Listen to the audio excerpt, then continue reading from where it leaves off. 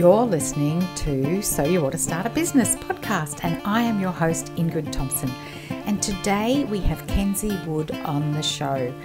I know I've said it on previous episodes that whatever business you are in, I believe there is something for you in this conversation, and it is true. And in fact, Kenzi talks about this exact topic and how important it is to mix with other businesses that are doing things that are nothing like what you're doing. Hello, and thanks for being here, for spending your precious time with me and my guests. Business, and especially the financial side of business, has become overcomplicated.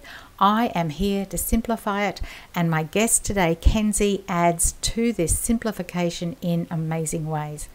My business is healthynumbers.com.au, and I'm on a mission to help every business owner understand how money works in their business, because I believe everyone deserves to be financially savvy when it comes to understanding how money works in business. In this podcast, we meet business owners and we delve into their wisdom, their lessons learned, to offer easy business hacks and debunk some of the common business myths. I am keen to give you tangible and tactical tools, tips, and tricks to really change how you build and grow your business. And Kenzi has given us some amazing practical tips and tactics and actions that we can take away from today's conversation. I'm going to suggest that you truly concentrate on this one and maybe get some pen and paper or however you like to take your notes, because there's some real hands-on actions that you can take from today's episode. My mission is to help small business owners find lasting financial safety. That's why I wrote the book, So You Want to Start a Business. This book helps you understand the business fundamentals and find your level of financial safety. This book is the only advertising on my podcast and along with my guest. Pretty much every day, someone somewhere in the world buys a copy of the book, either for themselves or a friend or colleague who they know want to get started in their own business. So if you're listening and you know someone who would benefit from reading the book, head to your local independent bookseller or wherever you buy your books, in store or online, and order a copy for them. All right, enough from me. Let's meet Kenzi Wood. Hello, and here we are today with Kenzi Wood. Hello, Kenzi. How are you? Thanks so much for joining us. Hey there, Ingrid. Thanks for having me. I am awesome. Fantastic. Ready to get into it. You are indeed. So it's, where in the world are you? Can you tell us, please?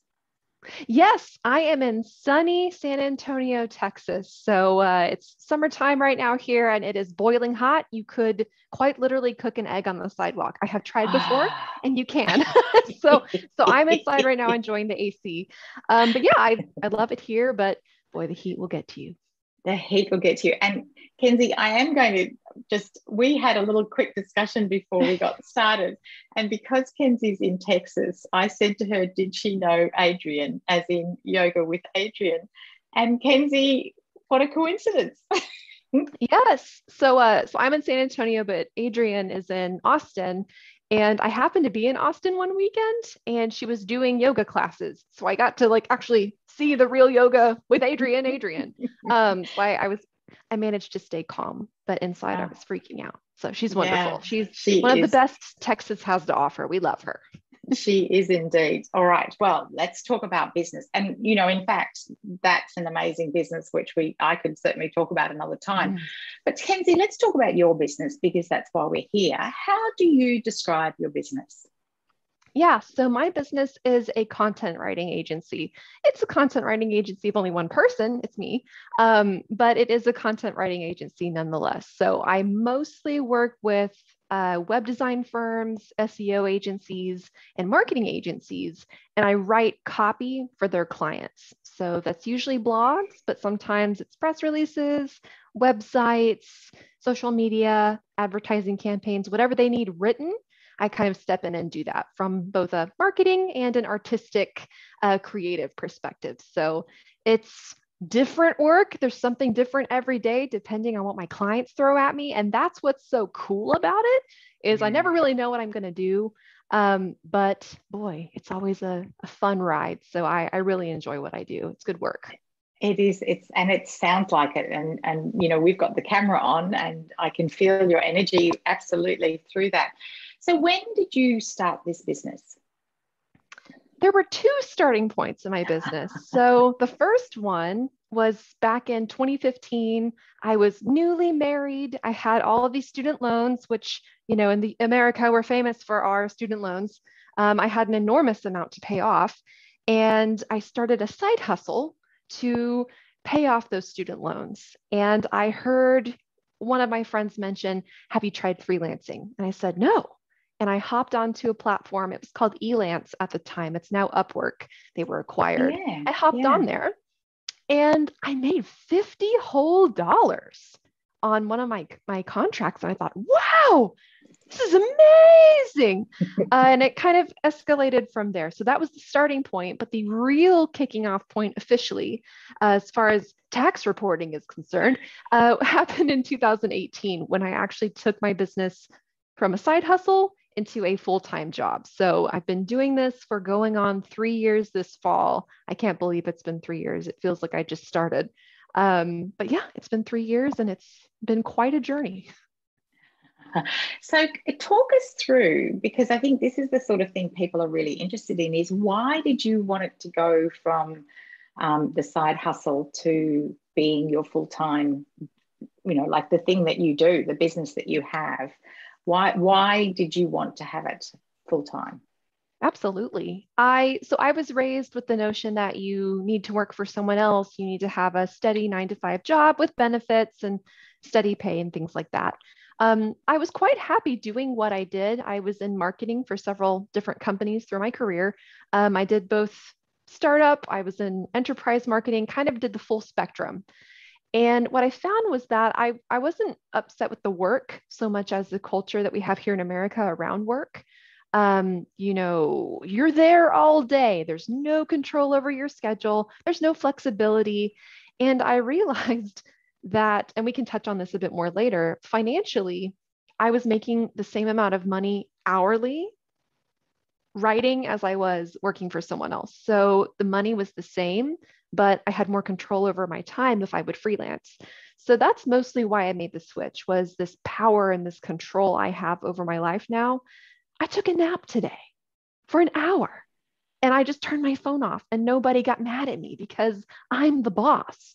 And it's just being able to be the boss is so wonderful. And I don't have to manage any employees. That's the beauty of self-employment when it's just you. You don't have to manage anyone. As long as the work gets done, it's fine. So I'm a very structured, organized person, and I wasn't sure if self-employment would work for me. But as it turns out, it's been a great blessing. So even if you think you're a type A person, you can still make something like this work. That is such a great answer for this. And I honestly don't think anybody has explained it quite that way and sort of laid it out in quite as structured a way as that. I love that idea of taking a nap. I take naps too, you know, just put the phone off and yeah, if I need to. Yeah, I just put the phone off and, you know, because if I'm on a call with you now on the podcast, my phone's off. So I could be podcasting or napping. It's when you're your own boss, indeed. So is there a moment in time when the business felt real? And what was, you might have talked about it there in that answer, but what was the moment when it was that sort of pinch myself moment to say, okay, this actually is a real business? I'm trying to remember the exact moment, but it was when my income from the business equaled my income from my full-time job. And I thought, whoa, this is crazy money now. It's not just, you know, it started out as 50 and then 500 and then 2,000 and then 4,000. I'm like, whoa. This is a lot of money from this. This is crazy. And then I realized I had to start reporting taxes on all of that because it was so much. So that's when it felt very, very real, is when I started paying taxes on this money because I was making so much of it. That's when it was like, whoa, I have to, you know, whether I consider it a business or not, the IRS here in the United States does. So it's real. I love that. They do, so I do. So customers, so you said Elance. I've actually forgotten that Upwork was Elance previously. Yeah, it was. So that was where your first customer, $50, came from. So in those early days, how else did you find customers? And then how do you find customers today? So like, how has that transitioned in terms of how do you go from that first one on Elance to actually having customers? And you talked about working with different agencies and now, you know, the partnership you have with them. Can you take everybody through how that's all worked over the years? Of course. So I started out on a platform, Upwork. I still use Upwork. It has problems. So I do not advise people solely rely on Upwork for their freelance income. You need to diversify, right? That's very important. But if you're just starting out, I don't think there's anything wrong with getting a few people, learning how it works. It keeps you safe with the payment protections. Yes. So if you're brand new, it's okay to start there, but don't stay there forever.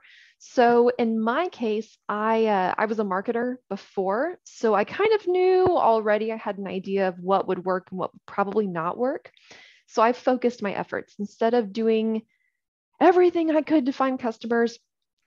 I know a lot of people talk about doing cold emailing. I have not had success doing cold emailing, and I used to do it for a living. That's literally all I did was cold emailing as a marketer, and I wasn't finding quality clients that way. So for me, it wasn't a good fit. So what I did was I turned to LinkedIn. I turned to social media. LinkedIn and Twitter are fantastic for B2B leads. And I mostly work with B2B clients. So that was perfect. And I basically went on there and optimized the heck out of my profile. I used keywords that I knew people were using when they were looking for writers. I started churning out content on LinkedIn, like daily posts, and I still do that. People see it, you know, you include the hashtags for your industry, people will find you. I started getting DMs on LinkedIn saying, hey, I saw your posts. I really like your style. I soon learned that I needed a website. So I had to quickly compose a WordPress website, get it up. The first iteration looked horrible, but it was there. Just to have a portfolio to show someone that, you know, hey, I'm real. Here's my work. So quickly learned I needed that, started sending that to clients. And once I started showing portfolio pieces and I had a website, it snowballed very quickly getting the clients because you look more legitimate. You go from sourcing, I spent maybe 2 to 4 hours a day at the beginning prospecting, looking for new clients, fresh blood. And it was taking too long. And I thought, this sucks. I'm not writing. I'm spending all day looking for customers. I'm not doing what I want to do. So that's when I switched gears into retention and referrals. So that's mostly how I find my business today, is I encourage all of my customers to get on a retainer. So that way there's none of this whole like, oh, I might want to blog this month, but not next month. Yeah, I don't do that anymore. You need the consistency. So get people on a contract where they're paying the same amount every month, same amount of work. It's beautiful. And then if you deliver on that, ask your clients once a month, hey, I'd love if you would refer me to someone. I even put in my email signature, if you're pleased with your service, please, you know, I love referrals. Tell me about your friends. And just this week, I've gotten 3 referrals because agencies talk to each other. They are competitive with each other, but they speak to each other. And they say, I worked with this great writer. Here's her email address. And so before you know it, you have people knocking on your door. So you have to build up to that moment. But once it happens, I really don't prospect anymore. I maybe spend 15 minutes a week. So it builds up quickly, but it seems slow in the beginning, but I promise it will speed up. I promise. And you know, what I love there, Kenzi, thank you so much, is that you've actually provided some really tactical things that people can do. You know, like spend the time, do something daily, put something out. Even if the website, I love what you said about the website. My first website was so embarrassing. You know, so I totally relate to that. But, you know, get the website and put something, because people, if your content is what people are looking for, you know, and so whether you're a dentist or a Pilates instructor, or, you know, putting good content there, even if it's a bit messy and it doesn't line up properly on the website, people just love the photos. They love the information. So yeah, totally love what you said there. And then asking for referrals. And what great idea. Put it in your email signature. How hard is that? You know, that's one thing everyone listening could go do, and put that in their email signature. If you love what I'm doing, tell somebody else about it. Can we talk about the money? So I love the way you talked there about that you charged per piece. And what you said about LinkedIn, about Upwork. I've had people who still get their major of their work from that. So they start in Upwork and then make them retainer clients, like what you've talked about. So you went from that pricing per piece, per word, how do you did that? And then you eventually went to retainer. Can you talk about how do you, in your head, start to think about how much that's worth? Because yours is a service. It's an intangible. People go, yeah, well, it's an article. It's a, it's a press release. It's what you're doing. But some are better than others. And that's the same for a lot of services, lawyers, accountants. There's a whole spectrum of how we charge. How do you get to a place where you can charge the right amount of money? Tell us how you got from $50 to a retainer. I think the real question is, what's the fair amount of money? Because if you pulled 10 writers in on this call right now, we would all tell you different pricing for the same thing. It will be drastically different. So that is the curse of the freelance writing industry, is that there's no set pricing standard. We have a general idea of what a fair amount is. In my experience, it tends to be 20 to 25 cents per word seems to be fair. But even then, you're pricing per word. So what happens is, what if you get a client who says, Kenzi, I asked you for 600 words and you gave me 589 words. I want those cents back. You always get someone like that. So that's why I always price within a range, a word count range, and it's by project and by difficulty, topic, how difficult the client is, that factors into it. If they're a pain, I'm sorry, you're going to pay what I like to call a PETA fee. Go Google what PETA stands for. How do you spell that? PETA, PITA. Okay. A PETA charge. All righty. I was talking to a client yesterday who I am going to send that straight through to, because she has someone that she needs to PETA. Yes. One time I actually put PETA as a line item in an invoice with a client that I know very well, and that we joke about that. But yes, PETA. So anyway, the fair pricing, it comes down to, what are you worth? Yeah. What is your time worth? To everyone, that's different. So the question is, what are you worth? And I wish I had a universal answer that was simple, but I still struggle with that. I had a client call this morning just before this, Ingrid, and they told me, I'm not charging enough money. So I wish I had the answer, but I don't. But basically, it comes down to, tentatively, this is how I price my services. So I know what my expenses are in a month. I have very low overhead as a freelance writer. You know how much you need to spend, right? Yeah. How much money do I need to cover those expenses is the first question. Cover your expenses, cover your taxes, investments, like retirement, all that good stuff. How much do I want to earn on top of that? That's the cream on top. So how much money do I personally want to take home? For me, it's usually $3,000 to $4,000 a month to cover everything I need, plus my expenses. So I know in a given month, I need to make, $7,000 to $10,000, let's just say, after expenses. So I know I need to bring that in, and you can price accordingly with your work that you're coming in. So that's what I would recommend is, what are your expenses? What do you need to take home? And then price everything according to that. That's going to help you come up with an individualized pricing strategy that actually works for you, instead of trying to apply someone else's pricing to your life that might not work for you. Yeah, such a great way to explain it. And, when we think about our expenses, it's all of our expenses there. We have our insurances and our coach and our, membership to different associations and the premium LinkedIn, so that you can do what you want to do on LinkedIn. So it's everything there, so that you can, and professional development, so that you can go do courses and that you can upgrade your computer when you need to. And it's all the expenses. So it's super important that we take all of those sorts of things into account. And then, so if we can talk a little bit about your capacity. So if let's say, let's make it easy, $10,000. So if you had 10 clients at $1,000 or 5 clients at $2,000, and then how much work can you do? Is that basically how you figure that out? Basically. So what I started doing was, I got a time tracking app. I use Timular, but you guys, there's so many out there. You can use the timer on your phone. Time tracking app. do your normal workload for a week, track how many hours you spend doing that. For me, on average, I spend 25 to 40 hours a week working. Divide that out by a month. So then what happens is you find your hourly rate to be profitable. So in a given hour, I know I need to make $80 to $100 in the hours I'm working to meet my goal. So that's another way to look at it. If you have to price hourly, find the number that way.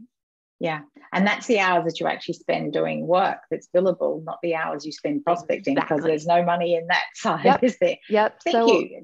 That's a terrific, sorry. So, oh, and I was going to say, if you like the tool I use, Timular, you can put your time in buckets. So you're only looking at the billable time, but you also have a record of how much time you're spending doing non-work activities. So you can hopefully do less of that. And then do you get someone to help you with that? So when we, this is a question that's a bit later, but we might as well talk about it now, is because we can't do everything ourselves, or we can, but, is it the best use of our time?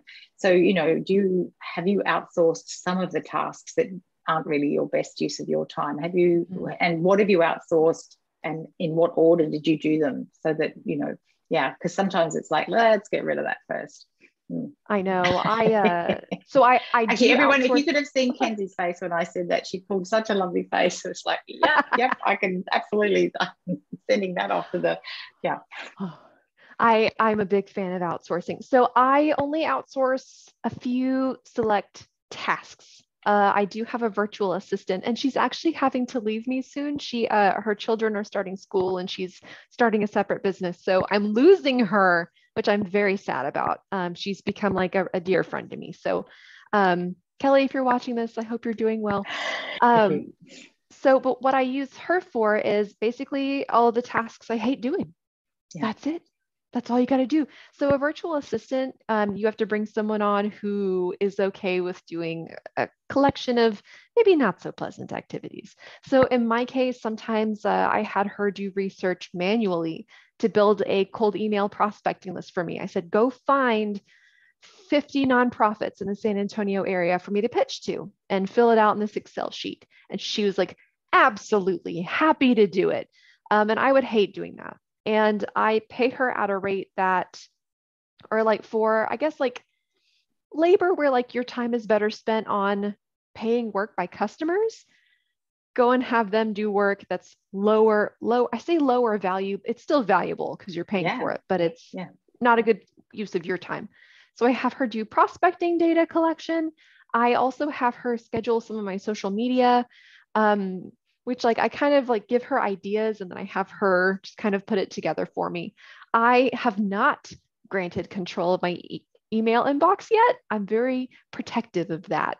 But one day maybe I will. But it's mostly promotional or data collecting because my field is just so research intensive. The problem with my business model is that it's service-based. So if I asked my VA to, if I passed off the writing work to her, that would be fine. I would have to completely rewrite it. Yes. Because I'm the business. So there are some tasks that aren't going to be worth outsourcing in your business. So I would say pick what you hate the most and outsource that first. I also outsource bookkeeping because I'm terrible with numbers and I found an amazing bookkeeper.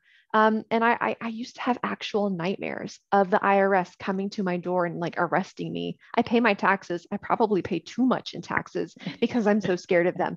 My mom was an accountant, so I'm just very afraid. So outsource the things that are scary and that you don't like, and you will love your business so much more. I guarantee it. It's worth the money. Absolutely worth every penny. You get to sleep at night, no nightmares, no doing the stuff you don't want to do. So Kenzi, right where we are, I'm also really protective of my email box as well. So, if anyone emails me, I'm the person replying to that. So if somebody's listening to you and thinking, I'd like Kenzi to do some writing for me, I'd like to find out how she works, how she does more. We're going to put the links in the show notes. But if you want to say right now, if somebody, what's your website and what is that email address, if it's okay, that they could email you and say, I like the sound of you. I was listening to you on the podcast. Can we have a chat about you doing some writing for us? So what are your contact details, please? Of course, anyone can email me. Yeah, it's kenzywrites.com. And then my email is very easy. It's kenzi@kenzywrites.com. I also have a chat bot on my website. It looks like Ooh. it doesn't answer. It actually goes to my phone, and I will be able to chat with you directly there. So you can get in contact with me anytime you want. No worries. That's so good. So about half the audience of this podcast is in the US. So they don't need to, there's some in Australia and some in the UK. And the lovely thing about the sort of work you do is that you could really work for clients anywhere in the world. So if somebody wants to contact Kenzi, kenzywrites.com, we'll put that in the show notes, and Kenzi@KenziWrites. So when you say that, it's WRITES.com. Mm-hmm. Yeah, that's right. Beautiful. Okay, so back to our questions. So if you could take a magic wand and you could go back in time to somewhere, what might you have done differently? Look, and I know that we learn the lessons and there's no such thing as a mistake and yada, yada. But, the truth is, there are some things that we think, well, if I had known that or if I had done that, it might have been easier. And that's what we're looking for is, like, what can we learn from you, Kenzi? Yes. Oh, I've made so many mistakes. I could share them all. But I would say, so I am a people pleaser, and it's to a fault. I want to help my clients. I really do go above and beyond, maybe to a fault. So if I could go back in time, I would stick up for myself. I would avoid toxic people, toxic clients specifically. So I know we like to say the customer is always right. But the customer is always right in matters of taste, not in matters of treating you like a human being. So I have had some clients who were just not that great to work with, frankly. So I wish I could go back in time and not take on those projects, not overextend myself. It was never worth it. It was absolutely never worth it. A service-based business is built on a foundation of how great your clients are. If you're partnering up with anyone you find because you're desperate to make money, make rent this month, I get it. I absolutely get it. The problem is when you take absolutely everyone, you get everyone. And there's going to be a mix of some bad apples in that bag. So be picky. You are not being too picky if you say no to someone. You are standing up for yourself and you're setting boundaries. So be very choosy about your clients, because it's very hard to shake someone who maybe you're not a fit with, or maybe they just don't treat you very nicely. So if you get a red flag or like a gut feeling, please listen to it. There's more money out there. Go get a different client, please. It is worth waiting, I promise. Yeah, I love that. Thank you. Have you ever had to unsticky yourself from someone? Yes, I have. And what I've realized is that, like, you feel kind of sick when you send the email, but then I realized it's business. It's really not personal. I'm not sending an email telling someone like, oh, you're making me mad or what. It's like, you know what? I'm just being honest. I really don't think we're doing like great working together. And I'll be happy to finish up this last deliverable according to the terms of the contract. I'll be happy to close it out, make sure you're taken care of. But as of X date, I won't be available to work anymore. I've had some people who obviously did not react well to that. But I'm just very polite, exceedingly professional, take care of them. So that way they can never say, oh, Kenzi did me wrong. I did you right. I just, so if you have to break up with the client, just be honest, be like, you know what? I'm sorry. It's not a good fit. And just leave it at that. Yeah. You don't have to tell them the less said, just neat and leave it as professional as possible. So you said you've made a lot of mistakes, and we could feel, and and they're mistakes. We learn from them. We trip, we fall. Anyone learning to ride a bicycle falls off many times. So there's, no one really teaches us how to be in business until we actually get started. There's nothing like getting on with it to get going.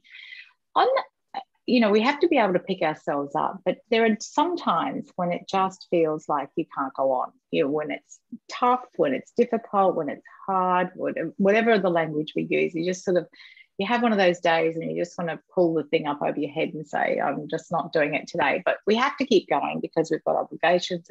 How do we, has it been tough? Like, what sort of language do you use around that? And what makes it, like, what affects you? And then how do you get on? How do you carry on? I am very careful about avoiding burnout, because the thing that we forget about freelance writing is that it is a creative job. You are an artist for hire. You're an artist with words. So I have to be very careful about that. And I like how you said, just kind of putting the hood up over, whenever you're scared. I literally do that. I will go get a blanket and I will throw it over my head while I'm at this computer typing, because I'm just like, I'm having a bad day. Nobody can see you. It's fine. Dress like a little swamp witch. Nobody's going to care. It's okay. So that's the first thing, is just do whatever you need to do to feel comfortable. Yeah. The second thing is I joined, her name escapes me, but she does workshops on personal reflection days, PRD. And I've started doing those once or twice a month. And it's a day where I give myself the day off from work. And I actually do reflection questions about how I think my life is going in terms of my finances, in terms of my business and my career, in terms of friendships, in terms of my spiritual development, all of those things. Once a month, I sit down and think about that. And I just go take a nap. I walk outside. I eat something delicious. I take myself out on a date, basically, and just give myself a day to recharge. And do I have to sacrifice to make that happen? Yes. It means if I take a Friday off, I'm doing Friday's work Monday through Thursday. You don't magically get a day off. So you have to do the work in advance, which kind of sucks. But having the day, I've never regretted taking a day off. So I only do it once a month just because I'm very busy and I probably need to hire another VA. But there's nothing wrong with taking a day off. The second thing is having normal business hours. So I work from 7 a.m. to 11 a.m. I take a 2-hour lunch because I like to do cardio kickboxing. So that's when I go to the kickboxing gym. And then I come back and I'm working from 1 to 4 p.m. And after 4 p.m., I stop. It doesn't matter what it is. If someone wants to meet, I say, I'm sorry, I'll have to talk to you tomorrow at 7 a.m. I am not available. They don't know that I'm not available because I'm doing dishes, but it doesn't matter what you're doing because you're not available, right? It's like, I'm not doing that. So setting firm boundaries has really helped with the burnout. As far as Kenzi, I'm in a funk. How do I get out of a funk? I struggle with depression. I'm not going to sugarcoat it. It's very difficult to get out of things like that. I wish I had an easy answer, but I don't. For me, going outside a lot, it's easy to get, stay inside your apartment or your house, not come out. So I have a co-working space membership. I go there a few times a week just to get out of the house, see people, talk to people, go work at the coffee shop, go to the gym, go and do things, even when you don't feel like doing them. And it will keep your mind out of that dark place. And I would say also just do the things you love, get outside, pet your cat, get that fancy coffee at Starbucks. You've earned it. Just go for it. Do some happy things too, because we're guilty of thinking about work too much sometimes. And I think I love all of those things. Pet your cat, especially. And when you've got more than one, you've got lots of choice. I love the feeling of a cat when you're holding it and it purrs. I love that kind of cat purr feeling. But go to the gym, get your exercises, be outside, treat yourself. Buy that nice coffee or tea. Or we have a routine in the afternoon where we actually make tea in a teapot, and it's actually an afternoon tea break. Sometimes I'll take the cup back and I'll be at the front of the computer, but that's a cat time or an outside time, and it's only 10 minutes or 15 minutes, but it's just the break. But do you find sometimes that by taking the break, you either come back more refreshed or you have an idea while you're in that break? You don't mean to be thinking about work, but maybe an idea comes to you where you've had a blockage. So it's actually, it aids the creativity, doesn't it? Do you find that? Absolutely. I think I get some of my most creative ideas when I'm reading, and not when I'm reading about my industry. I'm not reading about marketing or small business. I'm reading about I'm reading poetry. I'm reading Hitchhiker's Guide to the Galaxy for the 10th time in a row. I'm reading, so don't, that was my mistake when I first started, was I was so obsessed with being great at this that I consumed all of the information I could find. I was single-mindedly obsessed with it. Nothing else mattered. And that's a very gray way to live. You can't just obsess about business all the time. If you can, I salute you. I certainly can't. So it's funny because sometimes you'll get your best ideas when you're reading a book about archery. So I agree. Yeah, that time away recharges. Your brain needs that. That's how our brains work. We synthesize information. So it's essential for a creative. It certainly is. And I love the ocean for that, or water for that sort of thing. And people say they get an idea in the shower. I know someone who has a waterproof whiteboard, and they actually sometimes, because they get ideas and they quickly make a note in the shower. I can't remember who that is, but somebody told me that. Okay. Yeah, isn't that bizarre? I was like, how much is that? I want it. That's a good idea. I'm sure it's available somewhere online. Feedback. Kenzi, where do you, because, when we're in an environment, and you've worked for other companies, and I mean, you've got clients that you work with that are B2B, and then you have your own clients, but, we get used to feedback from different environments. Where now, as a solo creative, do you get your feedback from? Primarily my clients. They will let me know if something is wrong, which is good, right? We actually should encourage feedback from clients, because the better you do for them, the more they want to stick around with you. And then the more likely they are to refer you to their friends. So that's primarily where I get my feedback. But as far as growth as a person, growth as a female business owner, you can't be in a bubble. I had so many questions. When I first started, I felt so weird. I felt like I was stupid. I felt like I wasn't getting this and that everyone else was smarter than me. And it was such a drain on my confidence. And so what I did was I sought out a local women's business owner group. It was through a co-working space for women only. And that's just what I prefer, is like connecting with other ladies, because I feel like we have similar struggles in the world of business.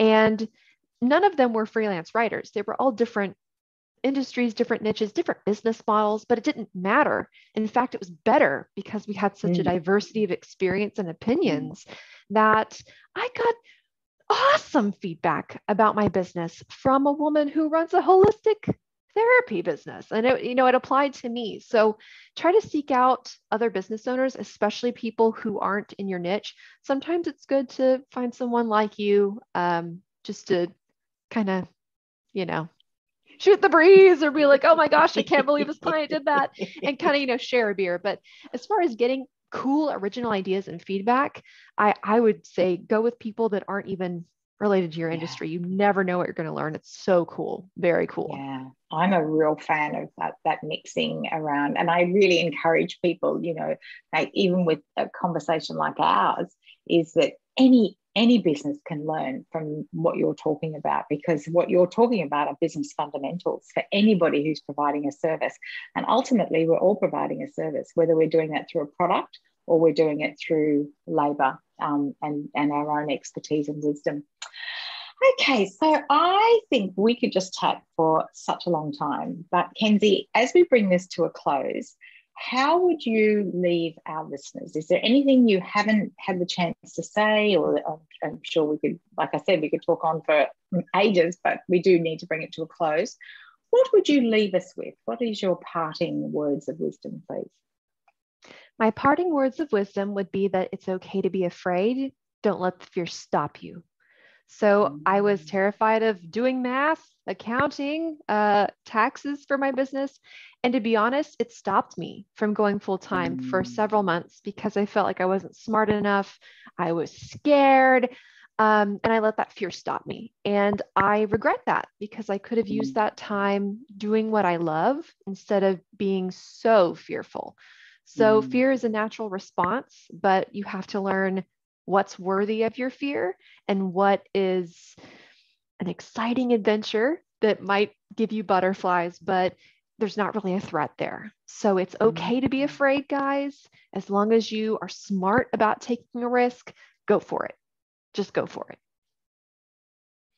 And I think that's a beautiful place to leave it. Thank you so much, Kenzi. Thank you, Ingrid. This is awesome. What a sensational conversation. And as Kenzi says there at the end, it's okay to be afraid. And she talks about those different types of fear. Be smart about taking the risk and go for it. Some real practical tips and actions throughout the conversation from Kenzi. I hope you had your pen and paper, or however you take your notes, and you've got some real actions you want to take. So what's your standout? As you think about it, what really stood out for you in this conversation? Kenzi talked about outsourcing her accounts to a bookkeeper, and we know that many business owners do this, as it's so much more effective to have an expert doing the accounts, and maybe you've done this as well. As you know, my mission is to help small business owners find lasting financial safety by helping them overcome their fear and frustration of the money stuff. And to help you, I've created an online financial health check. It's a 15 simple yes/no questions about money in your business.